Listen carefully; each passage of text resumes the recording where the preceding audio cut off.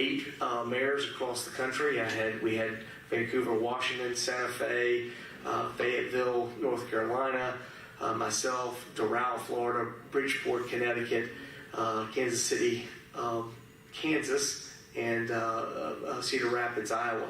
So it was a good group. I met several mayors and got a chance to see some challenges they're having. Many of those challenges are the same things we're having. But what was more exciting was they also bring in a team of about 8 people that are associated one way or another with actually doing the services. And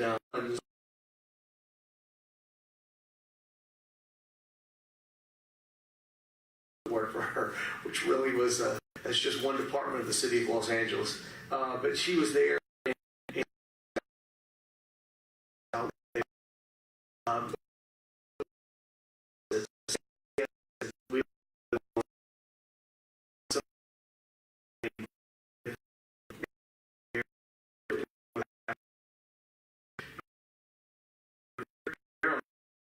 Being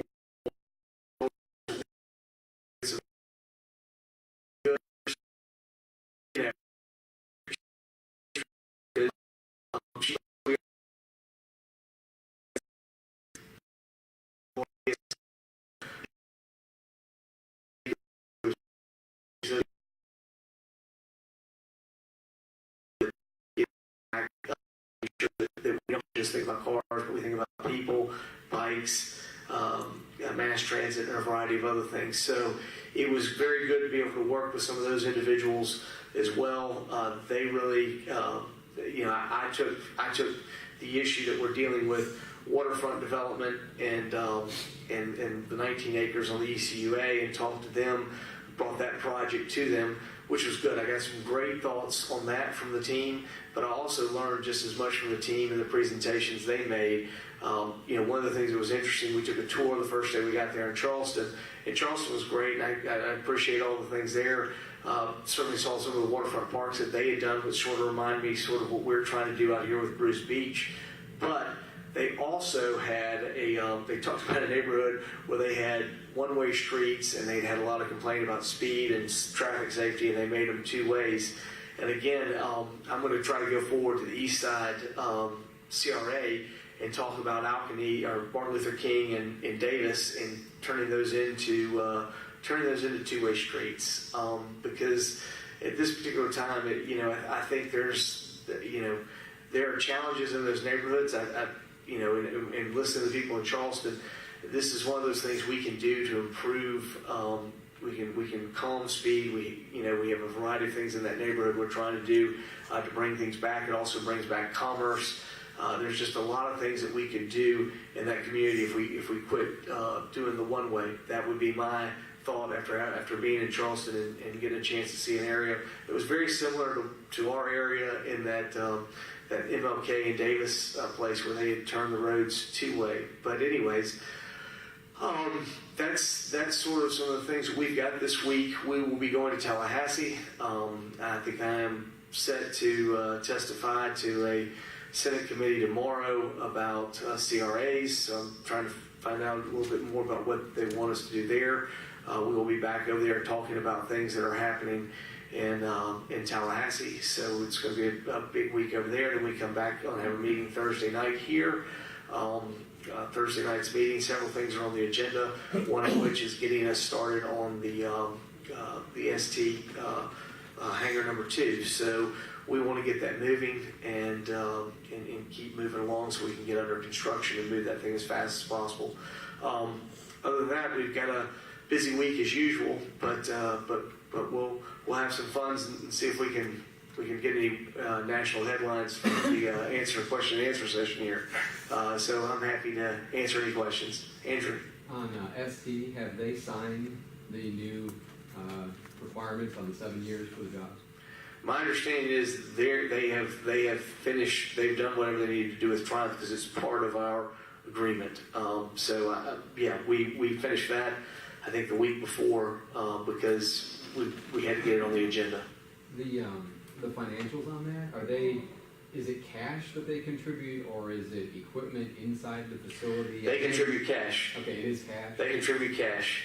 And the clawbacks are just Triumph money, or is it also county and city money as a clawback if they fail to perform? I mean, I'd have to talk to Susan directly. I think it's just Triumph, but it is a part of our agreement, so I don't know if there's something else with ours, but clearly we would end up with the hangars. I mean, they would be ours. You know, it was interesting. I flew into Charleston, and I thought our hangar was the best hangar and coolest hangar I'd seen, and it still was right up there. But when you fly in, you fly right in. Boeing has on the Charleston airport. They are building Boeing jets, and again, it was sort of important to me to understand. A lot of people talk about Charleston because of they say, oh, well, they've got this historic district and all these other cool things they're going on. They're doing that, but they're also at the cutting edge of economic development. They are doing things with multinational corporations. Their port is basically where they ship out all of the BMWs and Audis and other things out of that port. Then they have their airport. They're building Boeing. So they are doing a lot of the things that I see us trying to do and trying to get there. And I think you can focus on some of these other things that really focus on quality of life, and you can feel like you can provide people with economic opportunity. That's what I got also a lesson out of that Charleston trip. I think I think that's where we got to move forward on things like SD, continuing to find ways that we can create economic opportunity for our community. If we do that, then we're going to be able to focus on the funding and be able to move forward on things that we want to do with the amenities that we want to create in this community.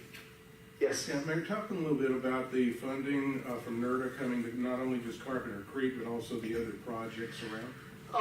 The NERDA funding was very big. I mean, obviously, I think one of the biggest we've got. We certainly appreciate the Carpenter's Creek. I've worked very hard when I was at the county to get that project moving forward, and I spent a lot of time dealing with FDEP people to show them the synergies that will be there.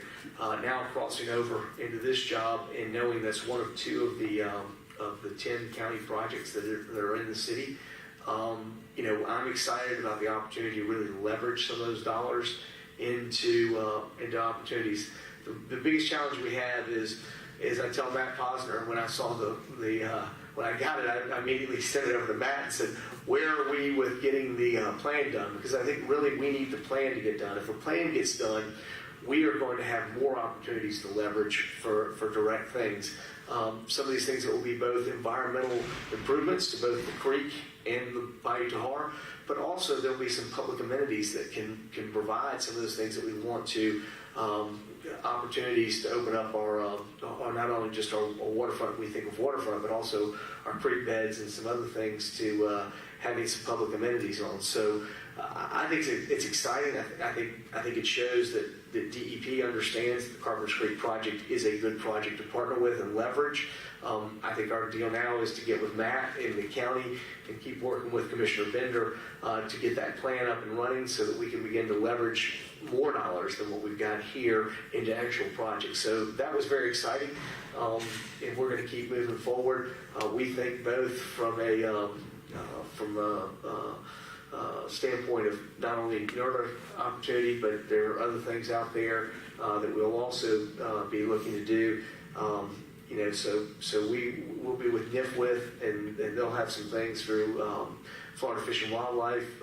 Anytime we can work with them to improve habitat, I think when you look at some things that are going to come out of SCAPE, there's some more things that are talking about resiliency and habitat and dealing with some of these green shore projects that we can continue to have around that will also help stabilize our waterfront. That was one of the things that we did discuss a lot of, because Charleston has some challenges with resiliency as far as flooding. Now, we've been very fortunate here. We're on the Gulf of Mexico, so our tides aren't quite as big as some of those in Charleston on the Atlantic. We have flooding problems, but it's typically because the rain comes and we got to deal with that. We haven't had as many tidal influenced floods, but they have some challenges in their downtown. So there was a lot of discussion about that. And so I think one of the things that will be critical for us moving forward is if we can do some other environmental defense sort of, and those green shore projects that really create some resiliency for our shoreline. So those are good. That's all good. Jim? Along those lines, Councilwoman Sherry Myers has a proposal this week before City Council to create an Office of Sustainability and enact some other things that the Climate Mitigation Task Force recommended last year. You had a chance to look at that, and what's your thoughts on that? We will be doing some things as we go forward. I don't think that's necessarily the way we want to go at this particular moment. I think this is some of the challenge we continue to run into, and I appreciate the desire to put something forward. But we can only handle so much at one time. And at this time, I don't think sustainability is big for us, but it's not the lead item we're going to go with. We promised we're going to get to all the parts of the plan, but I can't get to them all this month. I can't get to them all probably this year. Right now, I think walkability is probably more critical. It's one of the reasons we brought it forward. We are the ones, the mayor's office, we have the administration, we will be doing those things. I think legislatively to create some of these things without creating really opportunities for them to, we have nothing at this particular time. We had too many other things we're working on. We can only do so many things at one time and be able to work. One of the things that we want to do, I think more critical coming out of that transition report is dealing with walkability and dealing with things, parking, more make it more bikeable. Those are things I think are more critical. And the other one is neighborhoods. That was another thing that was interesting to me. I spent a lot of time with the mayor of Kansas City, Kansas, and we discussed, he was very big on wanting to do neighborhoods and the differences he had in his neighborhoods. I thought that's exactly some of the things that we were doing. So I think we want to be focused on that. That's one of the things, very proud of what happened at Hitzman. I think where we are on the north side, making sure that we have investment in all neighborhoods. If we are making progress and every neighborhood's getting better, then we are doing what we're supposed to at the City of Pensacola. Not to say that sustainability isn't important, but we can't tackle all these things right now. Right now, I'm trying to tackle, probably my priority is getting the bikeability, walkability, in really public safety issue. Number two is really getting into neighborhoods. And as we move forward, we will address sustainability, but probably not in this, I just see too many things that are in the irons in the fire right now. Yes? Town hall meetings, you had a couple. Do you know when we'll see more of those put on the calendar? Yeah, we got a couple of them that are looking for April. Obviously, March, when I'm out of town 3 weeks, out of the 4 weeks in March, it just didn't work out very well for us to meet. I think this is kind of an abnormality. Obviously, we had the League of Cities in D.C. We need to go up there. We've got Tallahassee. And then I, did not expect to have this opportunity to go to the Mayor's Institute, but it really took March away from us. And I did a day out at, I did a work day out at ECUA, but so it was a little bit different than what we've done before. So we expect that April will be more back to normal. Do you know who's next on the? I think we were working with Sherry. I think we had a date with Sherry, and we were also working with PC and Andy trying to get some dates. What's driving the order? Is it issues in particular districts or just convenience of those particular council people? It hasn't. Like I said before, the ones we chose first were the ones we felt like were the most ignored, which would have been 2, 5, and 7. So that's, I told you all that's why we started in 2, 5, and 7. We felt those were at the fringe, and they were probably the ones that felt like they had the least amount of attention. I also said probably 4 and 6 would be last, only because they were new council members. So that's kind of been the order. So somewhere in there, I've got Andy and PC in the middle of all that, and I'll fit them in there, and we'll go. But that was, when we started the order, that's what we said. What we wanted to do is go to those areas that were more neglected. But part of it was Sherry and I could not find a date that worked for us in March. Part of it was most of it was my calendar. There were a couple of dates that we did find, and it just wasn't workable for her. So we pushed off into April, which we'll do 2 in April. So I'm very cognizant we didn't have one this month, but it really was more a function of my calendar in being out of town. The other, back to Hicksman, the other stuff that's there, the old play structure to the west, I guess, you know, this, when you first drive right behind the lot, is that stuff gonna stay? Is that space gonna continue to be what it was? Bathrooms, I thought were gonna be renovated as well. Talk a little bit about the other amenities there. The Brian was not there. I did talk with some of the other staff about there is some equipment that's between the parking lot and the soccer field. My understanding is that equipment is going to stay. We have no, it's in fairly good condition. We have no, at this particular time, scheduled to take that out. And it was actually fairly well played on as well. Obviously, it's not as cool as the new one with the spongy little floor and everything else. So that, you know, so you fall down, you don't get hurt. That's, but it's my understanding that that will not be taken out immediately. The bathrooms are planning to be a part of that. And as PC said, there's plans to be a walking track. That's all part of the soccer complex moving forward. I did over the weekend meet with some YMCA board members and discuss that project and keeping that project moving forward. So I do expect over the next couple of weeks we'll do some things and we'll come back to the council with the whole thing. I think the interesting part about it, and I've talked with several of the neighbors, continue to talk with some of them, and one of the things I think that comes out of this is I think the realization that they're understanding the city didn't push the Y out one way or the other. The Y is leaving, and the city is trying to make the best of trying to figure a way to keep them in Northeast Pensacola. Again, the simple fact, it's not to say that Scenic Heights wasn't important. The challenge is we just simply had more land and opportunity to make a fairly significant park at Vickery. When you look at the infrastructure the city has at Vickery, it's substantial because we had a bunch of land there. So Vickery is a good place. Not only that, I thought one of the things that was interesting, and I really hadn't thought about it until they brought it up, the people who were the anti-soccer fields, they showed where they showed the 10-minute drive to the different fields.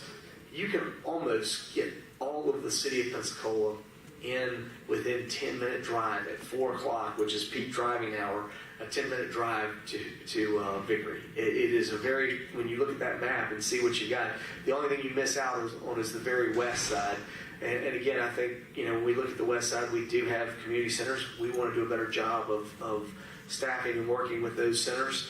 And being able to work with the Y at Vickery will really allow us to take some of those assets and move them over to the west side. We have the May Center, we have Sanders Beach, and we have Fricker. And so, I mean, one way or the other, we want to make sure that those centers are as programmed as possible.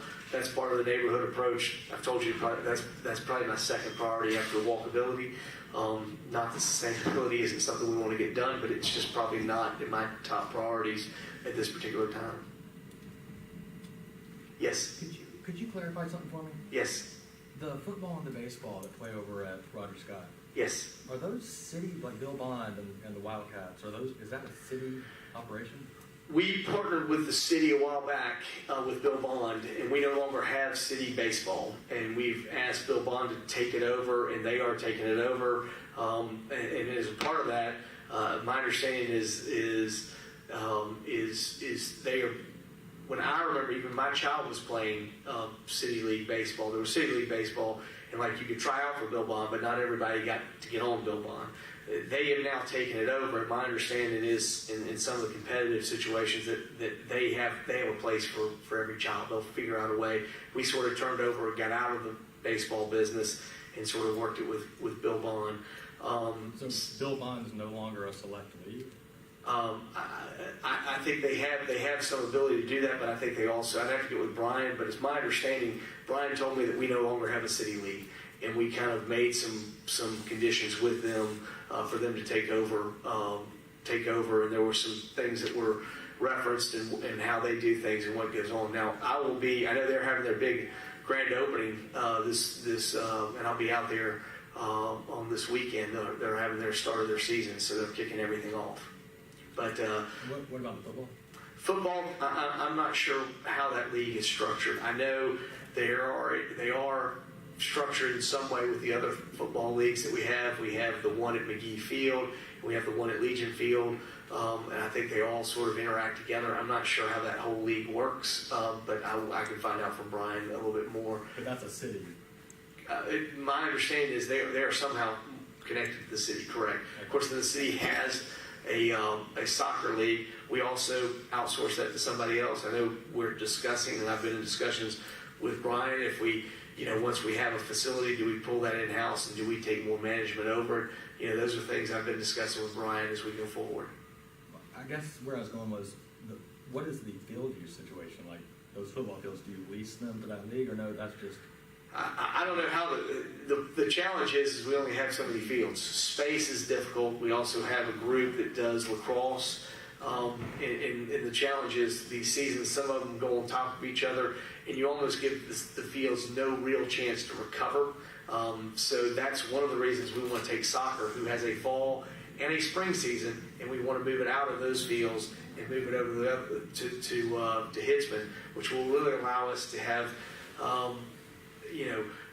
better, less conflict at scheduling at Vickery, and that's the goal of what we want to do, and really allow those fields to be dedicated to those uses. Allow us to introduce lacrosse, bring lacrosse in over there.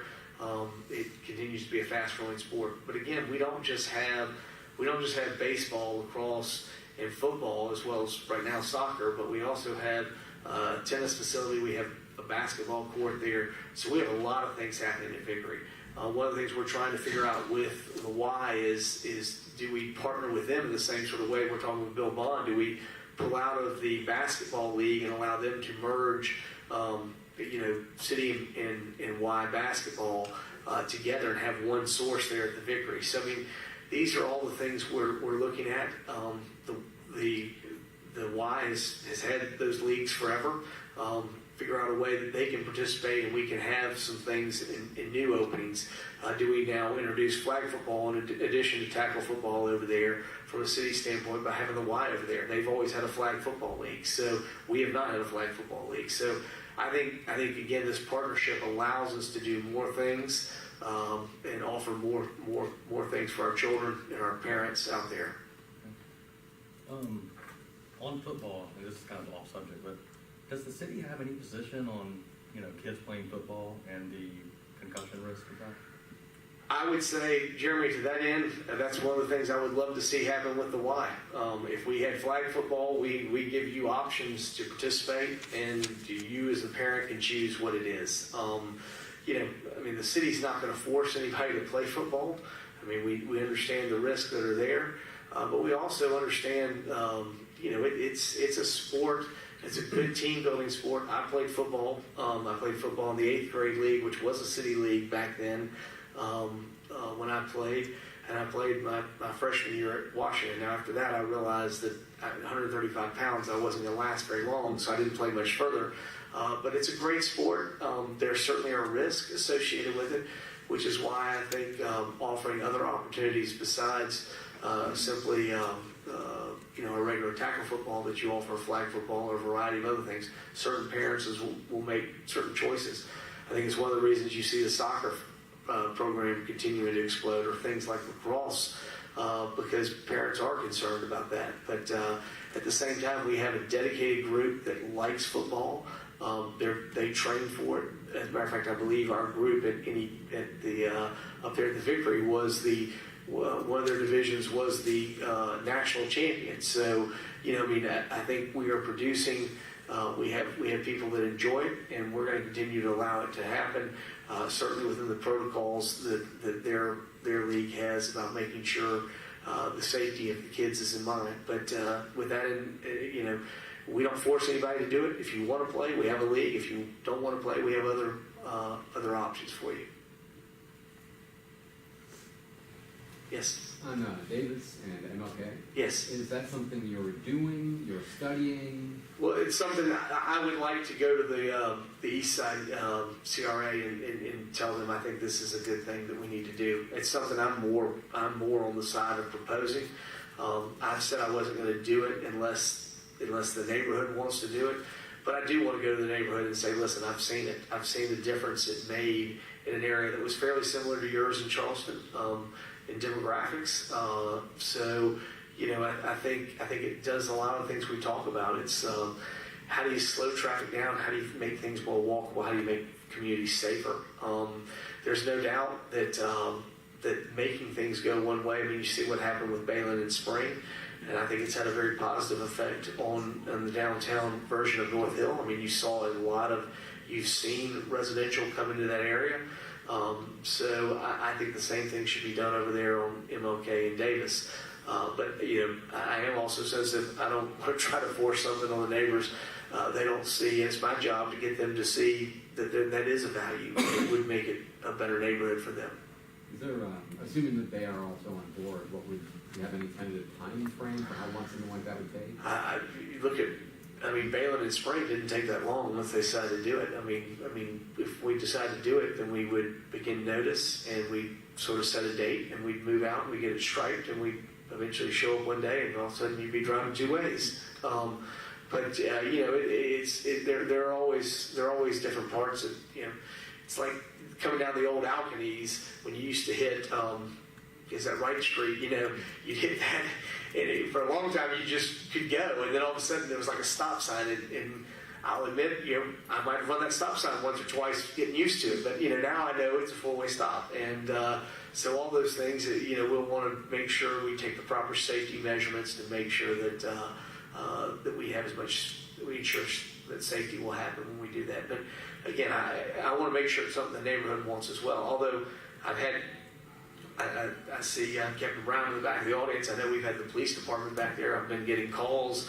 especially on MLK, that there's a lot of speeding kids there trying to go to school in the morning. I know they've been out there. You may have gotten a ticket if you drove MLK. We were out there doing some ticketing. So, from that standpoint, I have had those complaints, but I want to make sure it's something they want to do too. Now, is that just because they're traffic and speed concerns primarily in renovating those neighborhoods for walkability? Because I think about like Haynes Street, places where I don't think of it as a speeding issue, but are also one-way right now. Are you trying to reconfigure all one-ways to two-way, or is it just those corridors? Right now, it's that corridor that matches each other. And again, we'd have to take a look and see what we do. The other part is there's this desire about how do we introduce, you talk about economic development, how do we introduce microeconomic development back into some of these communities, especially some of the communities, that we've traditionally seen more economically neglected.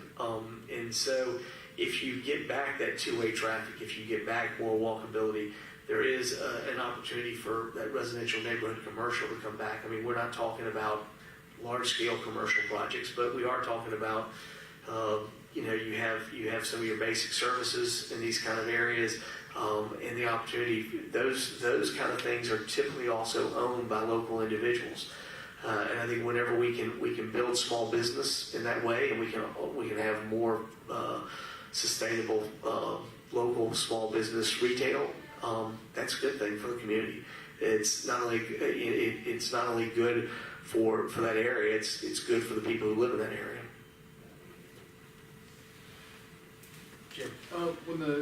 When the transition team report came out, you said that no taxpayer money had been spent to put the report together, but I got a records request back on Friday that detailed an expense report from one transition team member. Well, yeah. I just want to ask about that. I'm happy that there is no public money that put into the transition report. That doesn't mean we bought waters for everybody. We did other stuff. I mean, there was clearly, there was stuff spent on that. I mean, but for the most part, it was nominal and incidental. Did have on the walkability issue early in the process. Mr. Buchanan did come to me and ask if he could go to the traffic symposium that was in Navarre. I told him, I said, I didn't think that would be a problem. It seemed fairly nominal in the expense, and he went to that meeting. We had several things. It was interesting because I got there when we were there, and I didn't realize. I met with the secretary.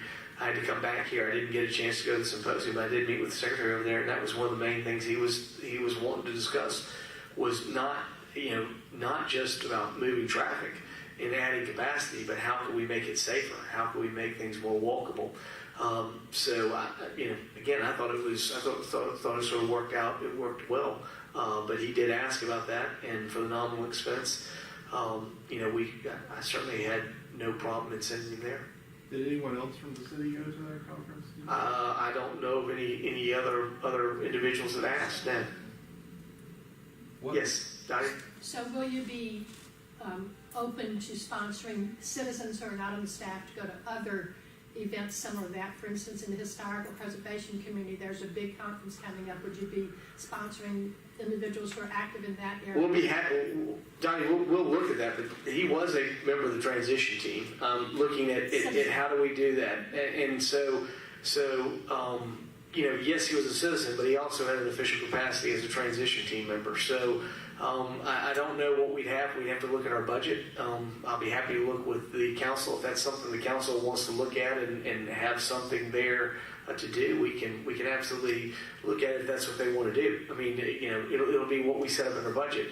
But I mean, he was a member of the transition team, so I felt like that was a little bit different in sending him the request. He came in and asked about it, and I said, hey, if there's things we can learn, if there's things you can put in there and make it a report, then I mean, I don't think that's a bad thing. I mean, that was the idea, was to figure out ways to get them out there. But you're saying it'll be a council budget item, not a mayoral budget item? Well, we need to figure out what we have, and again, looking at just citizens. Well, I mean, if it's something we want to make a priority of sending citizens to things, I'm not sure that's what we want. We had a transition team that was a part of it. They were doing work for the city and putting this forward, so that's why it was put in there. But as far as if you serve on boards, do we do that? Yeah, we might look at those things if we have a board that does it. But I think just sending citizens in general, I don't know that we're going to necessarily get to a point, because I just don't know that we have enough money to figure out how to do all that. But I mean, if we want to start looking at that, and that's something that they feel is a financial priority, I'm more than happy to look at it. What is nominal cost? It's $200. $200? Yeah. Did he stay the night there?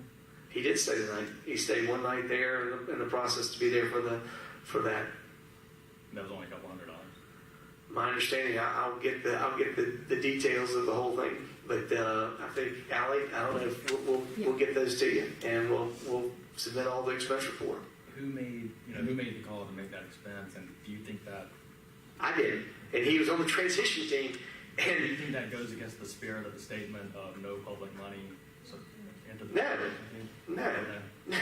I mean, if we had an opportunity to learn from something, listen, I just went to Charleston. You could sit here and bash me all day long, but we spent money for me to go to Charleston. We learned a lot of things that we wouldn't have gotten the opportunity to do and see opportunities. I think that is critical. I think it would be foolish for us to put our head in the sand and say, we're not going to do this. If there is a need for us to learn from other communities and what's going on, we need to engage as much as we can.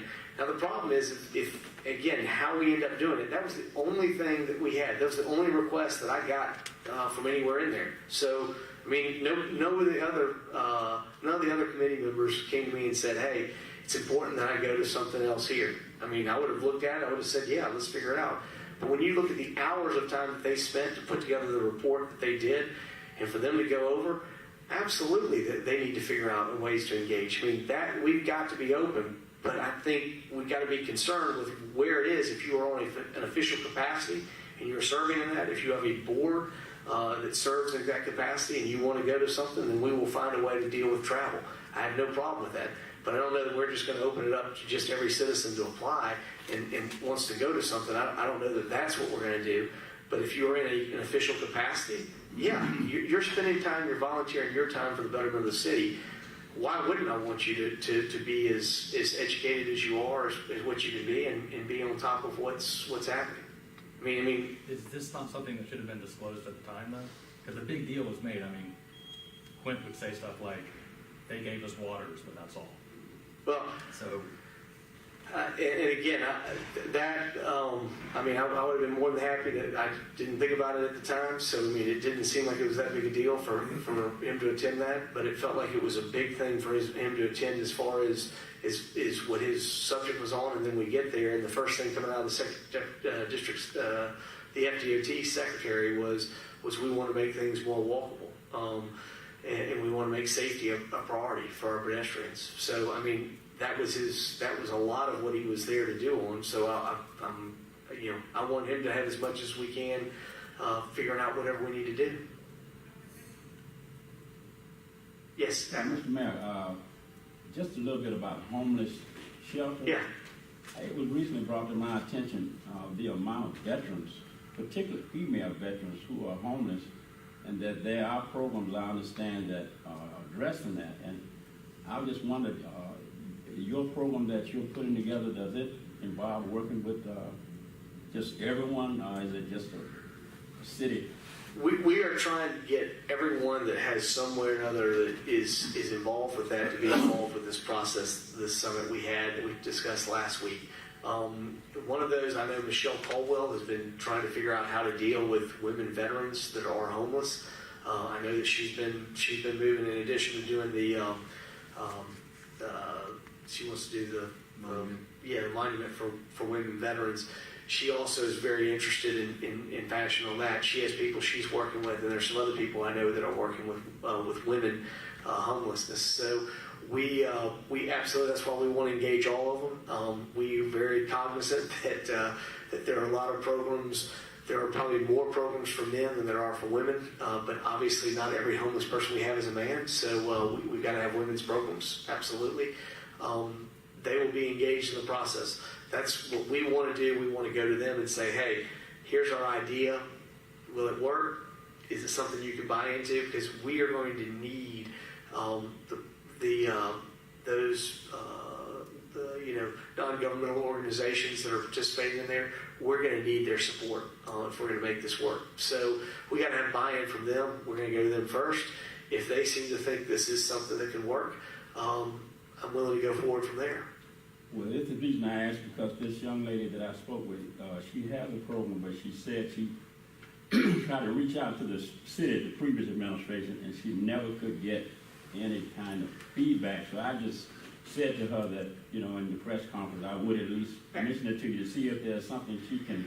Admiral, if you get her information to either Allie or Lauren, I'll make sure that they have an invitation to come to that summit, and we'll look to see that they're there. And interesting enough, the name of her organization is her foundation. So I don't know if. Is this Shirley? Is this Shirley Stone? This is Brian, the lady that was at our chamber meeting. I don't know exactly her name. Okay. I have a card. That'd be good. I thought Shirley was already on the invitation list, but I'll find out. Donnie? You're saying invitation list. Is the public invited to be there and not participate, but at least here, or is it a closed meeting? It's certainly, if you want to come there and listen, you can come and listen. I think, obviously, this is going to be a very difficult subject. It's going to take a significant amount of time, and we eventually will come out and we'll take all public input. But for right now, we need to work with those individuals who are already actively engaged with taking homelessness. No problem. Somebody wants to come, they want to watch, they want to see what's going on in the discussion. The issue of what we want is people that are sitting with us that actually either have an organization or they're doing something right now with housing homeless, feeding homeless, doing something along that. Those are the people we need to get with first. This is going to be a huge problem, and we've got to take it in bites to continue to move forward. But if we simply open it up to everybody, we are not going to get it solved. I mean, that's the fastest way for us just to do nothing, is to get it where we can't even begin to have a discussion on a topic. So our deal is at the table, and the people we want discussing it are individuals that we have invitation. If somebody wants to come watch, they can watch. This is going to be a long-term process. As we move through, we will definitely be getting public input. But I think at this point, we need to get the input of the people that are actually in providing services to homelessness. So I just need to get the young lady with Just get with Allie. We'll do that. I mean, if they're engaged in homelessness, We want them at the table, but again, that's where we are at this particular time. Yes. Who is at the table? Like, who have you reached out to thus far? I don't have the list. The county's been taking the lead on this, and so we're working with the county to make sure that and I can find out who is on the list for you. Yeah. Are you intending, I know it's still early phases, but is your vision for the Commons Yard Shelter to have a female dorm also? We're gonna have to address the issue of women. I don't know. I don't have in my mind how that actually works right now, but clearly that's something that's there that we'll have to address. Yes. I know it's early on, but do you have any kind of price estimate on what a Commons No. Yard facility? Don't at this particular time. I mean, you know, it's like every time we talk about it, we want to figure out a way to kill it as fast as we can before we even start it. You know, let's just have the discussion. Let's figure out, and we're not going to do anything we can't afford. We're not going to do Who's trying anything. to kill it? I mean, every time, what's the number? What's this? Well, these are just normal questions, right? Jeremy, I understand. We don't have an idea at this particular time, but I think it's essential that we begin to have a discussion before we even get to a point of, do we have a concept? What would be the concept? How does it work? I mean, I think we got to figure that out first. If we do that, and we start getting buy-in, and private groups say, yeah, I'm willing to participate, and I'm willing to be a part of it, I'm willing to help fund it. I mean, this is the problem right now. If I have no partners, I can't fund it. There's no way I'll be able to make this whole thing work. And that doesn't mean just funding. I got to have something for them to do. It may be a case where the city and county can fund it if we have places we can hand people off. But this is what we have to know. Are you willing to participate? Where do we go? How much would you be willing to participate in? And figure it out. And then from there, we can start saying, okay, what are the real dollars? But this is a conceptual phase. And, I've tried to be as open as I can with everyone here. Come here, discuss it, be transparent and open. It means sometimes we don't have every single answer done. And if you just let us go through the process, we'll figure it out. We'll keep working. But if we get there and everybody says, this is a horrible idea, we don't want to do it, we can't connect to it, then we'll probably step back. But then where does that put us? That puts us right back with nothing. So at this particular time, I think the better part is for us to begin the process of figuring out where do we go. I know you've already declared it'll be an open meeting, public can come and watch. Have you considered the possibility, and I'm not advocating, but of making it a closed meeting because the people that are going to need the buy-in may feel like what they need to say can't be said necessarily for public consumption because of their concerns? I mean, we really haven't thought about that. I mean, at this point, nobody who's talked to me about it has said they were concerned about it in that sense. I didn't sense anything to that degree, at least what we've been talking about. So I mean, I don't think I think the bigger issue is the people at the table need to be real people that are engaged in homelessness. We're not at the point yet that we need to have everybody just talking. There will be a time for that, but that's not this time right now. Yes. Will you rely on or incorporate at all the homeless study that the city did a few years back? We'll certainly put anything in that we can and find out anything that we can incorporate. We'll be happy to incorporate and figure out what needs to go in there.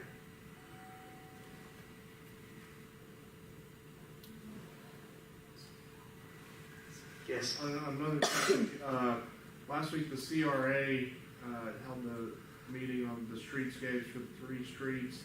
How does it work with the CRA that's coming up with these plans for the streets, but there's also the Jeff Speck group that is also looking at the same streets, and then also SCAPE too.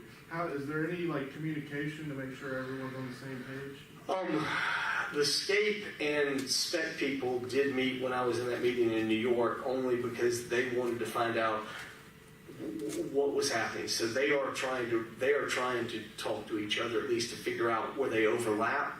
They're not trying to get in each other's business. They're just trying to figure out, okay, what are you posing? Because I don't want us to propose 2 different things. So there has been some discussion.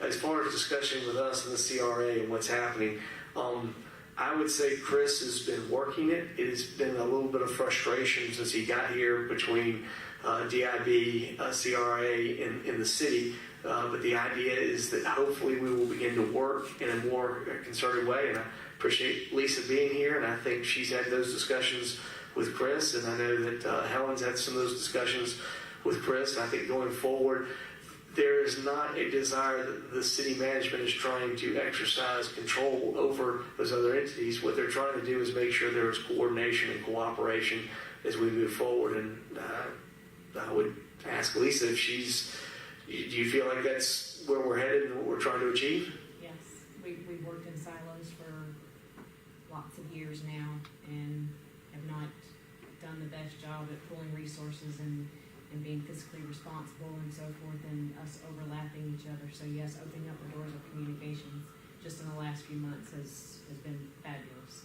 So I mean, I think we are working in that area. I'm not saying we're perfect yet, but I think we're doing a much better job of working. And Chris has been really helping to open that up. And I appreciate Lisa being here.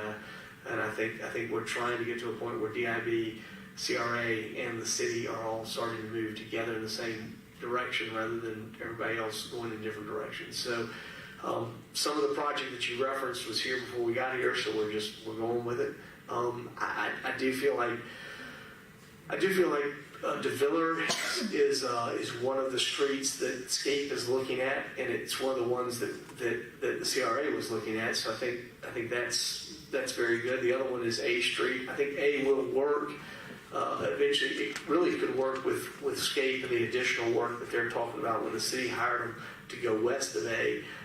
So right now, Scape was stopping at Bruce Beach with what Clint was doing, so it would not have picked up the work on A.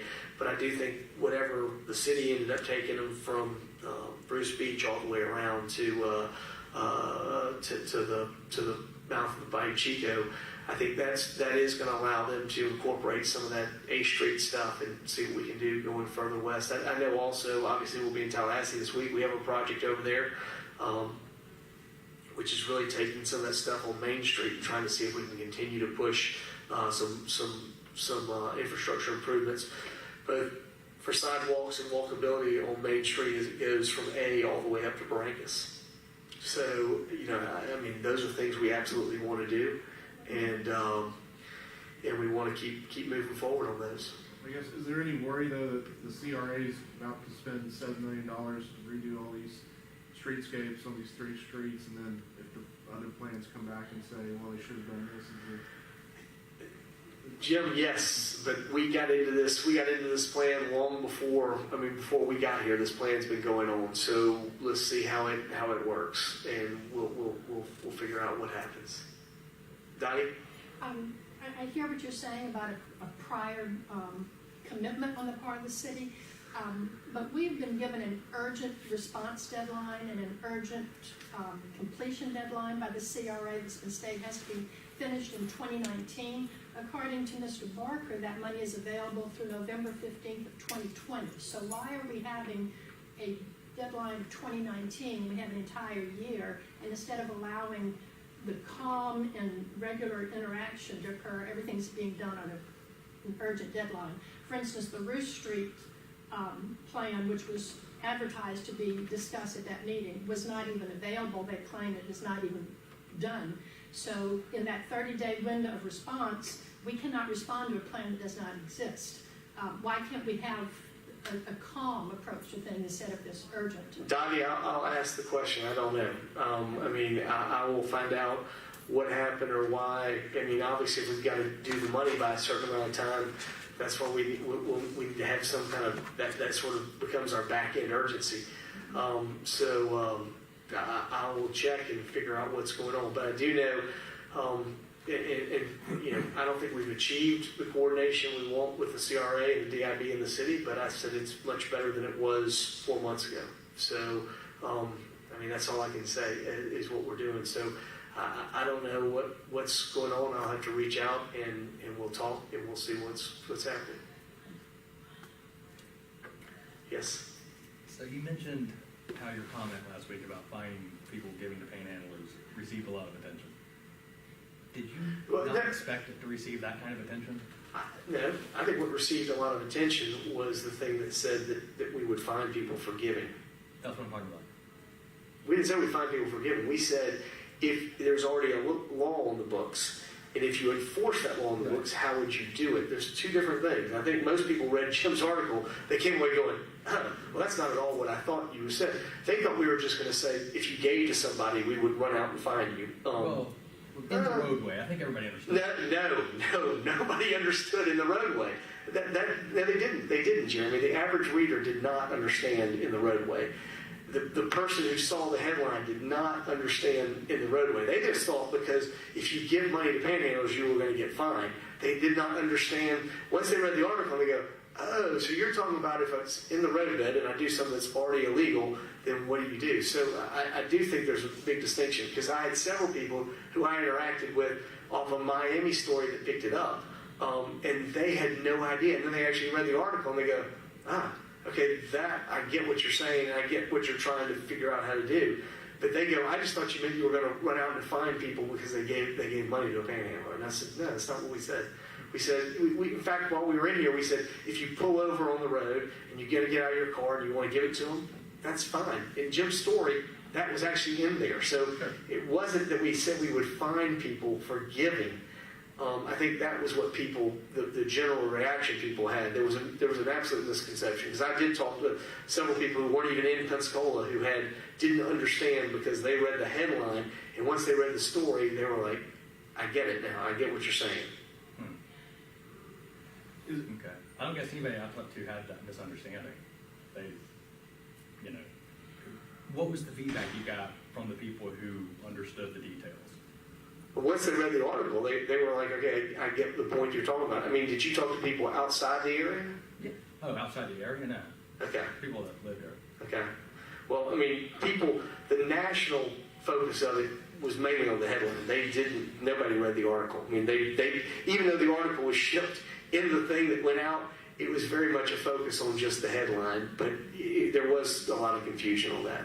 Again, I've talked to Jim on it. I told Jim I thought the article was well written. I thought it was exactly what we said, and I had no problem with the article. I thought the headline gave the appearance that we were just going to fine people for just giving, and that was, I mean, even in Jim's article it says, hey, if you pull over and you give to somebody, that's totally fine. So I think there was an absolute when people understood the detail of it, they understood what we were talking about. So that concept is still in the toolbox.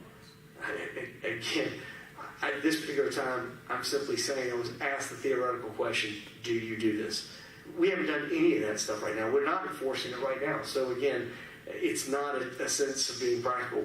Have we been asked in this, in the urgency? I mean, everybody seems to want to focus on the transition report, what it means to them and what they want to push, and not the other items. We said we're going to push on all the items. One of the items is a solution to panhandling, so we got to get to that point. But I've said it's not worth us doing panhandling until we figure out how to begin to address homelessness and give options. Once we've done that and we begin to put some effort forward, I think those are things we've got to be able to look at. But as one that's in the news business, I will have to admit, Mr. Mayor, I had to read it 2 or 3 times before I really got it. And I'm thinking the average citizen won't read it 2 or 3 times, and if they read something that's said in a certain way, they will come to the conclusion that, well, the man's talking about doing this. So that is not a knock on who wrote the story, but I had to read it 2 or 3 times before I really realized what was being said, because the article did seem to make it seem like you were just adamantly against all panhandling and you wanted to just find people, and then when you really read it, then you see that it's being cleared up. But honestly, I think the story could have been written better than what it was. I thought the story was written well. I said to Jim, I thought he wrote a good story. I thought the headline was not the best headline. Have you been able to track down the state law that bans giving people from the road? Because I haven't been able to find it. I've talked to Allison Rogers at the county, like you suggested. Well, the one that's on there says you can't sell goods and services in the road. On the side, or the penalty goes after the seller, not the giver. So correct. I don't disagree. How is it legal to even try to find somebody from giving to the roadway? I don't disagree but the issue there was simply to say that you asked me a theoretical issue. I said in there, I don't think going after the panhandler does anything. Putting them in jail, doing a variety of things will not solve the problem. If the issue is you're trying to go after the giving, but again, that was the discussion. I'm not sure where we go in writing more articles about that, but again, that was where we discussed last time. Yes. Was that like a off the cuff, shooting from the hip remark, or you asked me in here? Think that? You asked me in here. I said it's against the law right now. And I said, what do you mean? I said it is against there to have goods and services. Then you asked the question, and I said, I don't think you achieve a lot by finding the panhandler. So if you want to do that, then you would find the giver. That would be the way that you would actually get something done. You would curtail it. But again, so that motion popped into existence like in real time.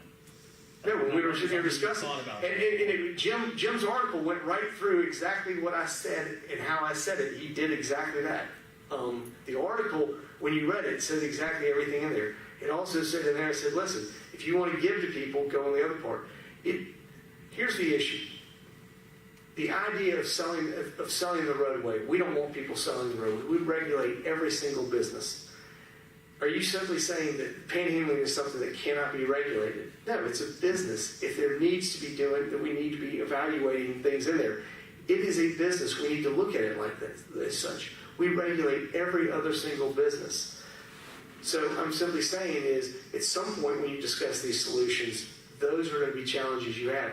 Even if you have areas that you say, okay, this zone may not be a panhandle zone, whatever. I mean, the county had done that before with the way of dealing with location. How do you end up doing it? My point is, everything we do in this community, we regulate every single business. So when somebody comes to me and says, well, I want to be able to conduct business, that is a business. You are giving somebody something. You're getting something. You're selling. They're basically selling you your guilt, and you're assuaging your guilt by giving $1. I mean, there's one way or the other you end up giving. How you end up giving, it is still goods and services. That's kind of an intangible. It's still, there are a lot of intangibles that happen. Look, you have people that do success skills coaching. That's an intangible. I mean, there are intangibles that you have for goods and services all the time. There is a good and a service that is being exchanged. To me, that is one way or the other. That is a good and service. There is a need. There would have been something in the transition report if people didn't want us in some way or another to regulate that. We regulate every other business in here. We've got to figure out, there got to be ways to be able to do it and do it right and do what's there. It can't be simply everything you just go. If that's what we did, we wouldn't even have Captain Brown back here. I mean, there are things we've got to be able to work through. Will the city be issuing panhandling permits? At this particular time, Jeremy, we are not ready to even discuss that point. I told you already that we're not going to discuss where we go with panhandling until we figure out where we are with homelessness. But I do believe there needs to be a solution. And I do believe there needs to be some type of rules established for what happens going forward. I mean, I have no problem with that.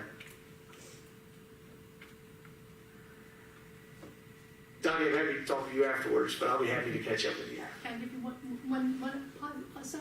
Yes.